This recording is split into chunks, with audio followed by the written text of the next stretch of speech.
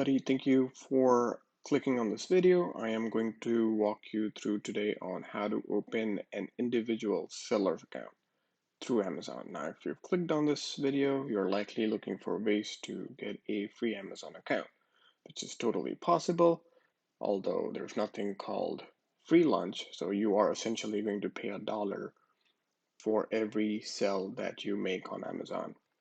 However, you're not going to be charged an upfront fee of $40 like you usually are when you sign up for the Amazon Central account. Now, there are lots of pros, and we will look at all of those.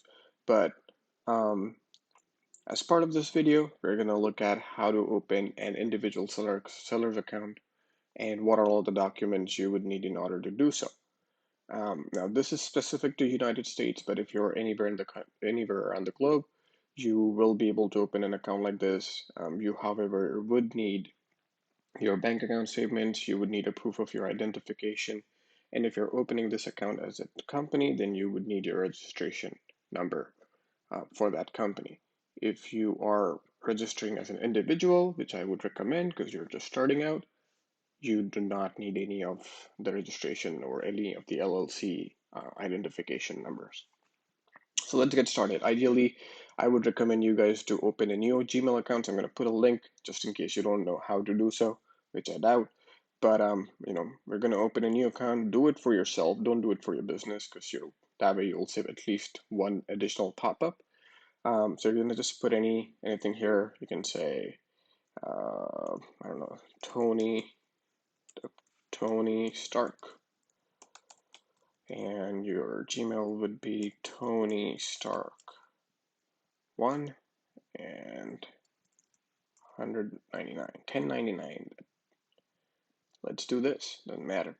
And for your password, choose anything. I'm just going to go with welcome at 123. Well, 123. So got it correct. And that's it. That is your Gmail account. You don't need all of this right now. You can just do June, you can do 20th, and you can do, I don't know, 1989. And for gender, we'll just do male, and then we'll just create an account. So now you have the first step. Now you have an email that is specific to your Amazon account. Now, I would recommend you guys do this because you're not mixing business with your personal life by doing so. And you have this email. Now, let's get to the point. Amazon kind of does not make a lot of money if you are being smart and as a first time and as a starter, if you're trying to find out ways to do this for cheap or for free. However, we are smart people. We know that our money is our child and we want our child to go get us more grandchildren and so on and so forth. So we want to save our money just to test the waters. And then once we like it, obviously we will switch to the Amazon Pro Central account. But that said, Amazon does make it a little harder to find this. So I'm going to put a direct link to find this page. But essentially, one of the ways you could find is just go to Google and type in Amazon Seller Central. Once you click on it, you see there's nothing here. When you click on sign up, which most of us would have done before, assuming we come here finding ways out, there's this option to learn more. You just click here, and it gives you an option to essentially get a Seller Central account. Now, if you click here, again, they have this hidden here. Oops, excuse me, sorry for the scroll. But if you scroll down, let me just go do it again. When you click on that, learn more, you will see the sign up page. Just scroll down a little bit, and here it is. Mixing up with the background, they have this thing called sign up to become individual seller. Just click on it and it will ask you to provide that information. Now, we do not have an account right now, so I would recommend, even though you have an account and if you're doing a seller, just do this create new Amazon account so that you're not being taken to a page which eventually asks you to pay $40. You don't want to do that. You've already clicked on the individual seller account. Now just go ahead and create an account. You're just going to hit Tony Stark And you're going to use the email that you had here, TS, whatever, the number. I don't know where the Google got this number from, but okay. I'll put this. We will use the same password. Welcome at 123. Welcome at 123. And then we'll just do next.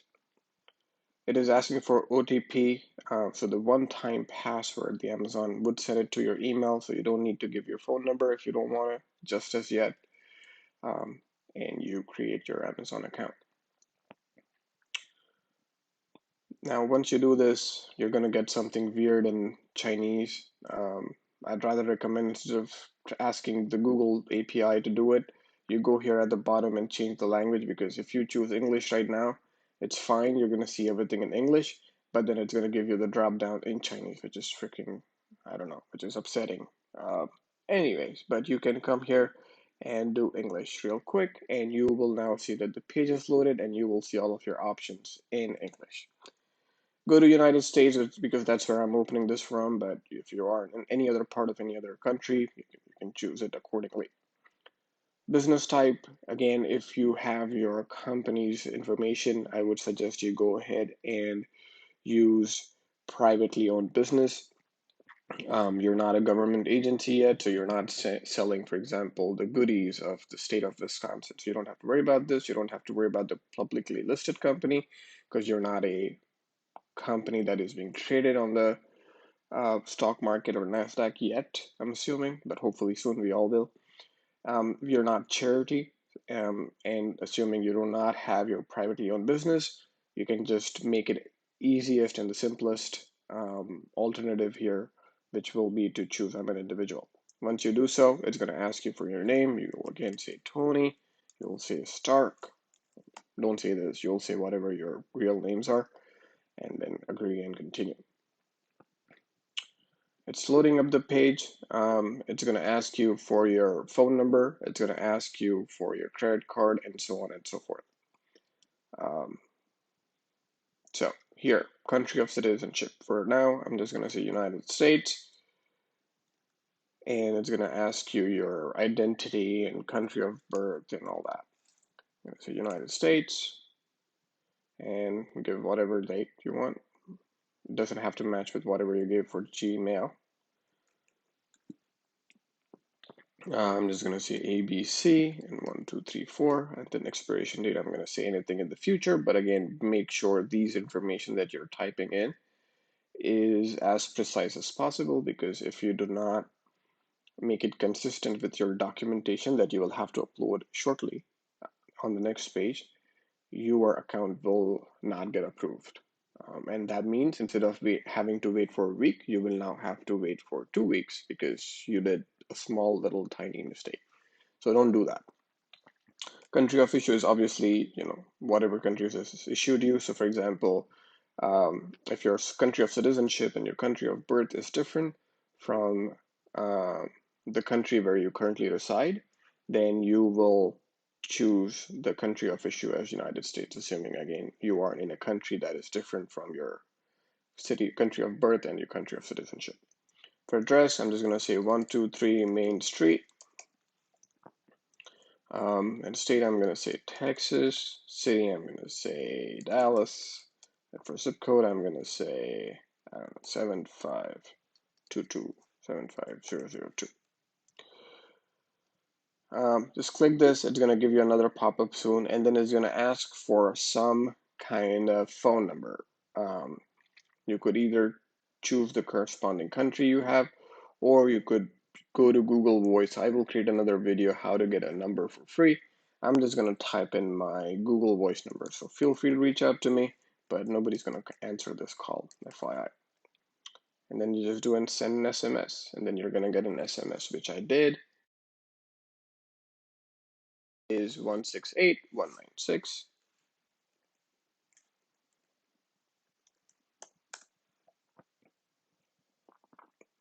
Now, this page is done. It's going to ask me to kind of confirm if everything is good. I'm going to say next. I think it's going to ask me to choose the more precise address from the recommendation. like it did here. I'm gonna just do suggested because I don't care. They're not gonna do anything. This is a false address to begin with and a false number to begin with. Now, once you do this, it will take you to a page where it's gonna start asking you for your bank account information. You just do an I understand and you move further along.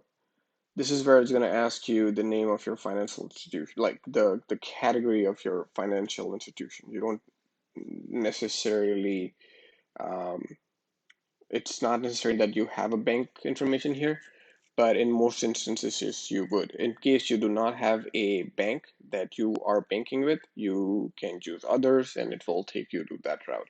However, for now, I'm going to just do Chase or anything you want, Bank of America. Ensure the name on the bank account statement is the same as the name you see here. Choose your country as United States, put in the routing number 1234567 8, and then so let's do 9 just to be sure. And then bank account number, I'm gonna do 9988, I don't know, 123456. And then you just do verify your bank. Now, oops, okay.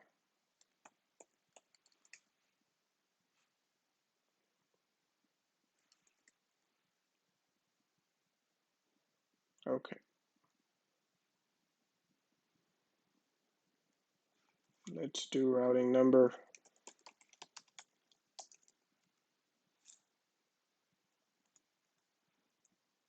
Let's just use this guy. And let's do Wells Fargo.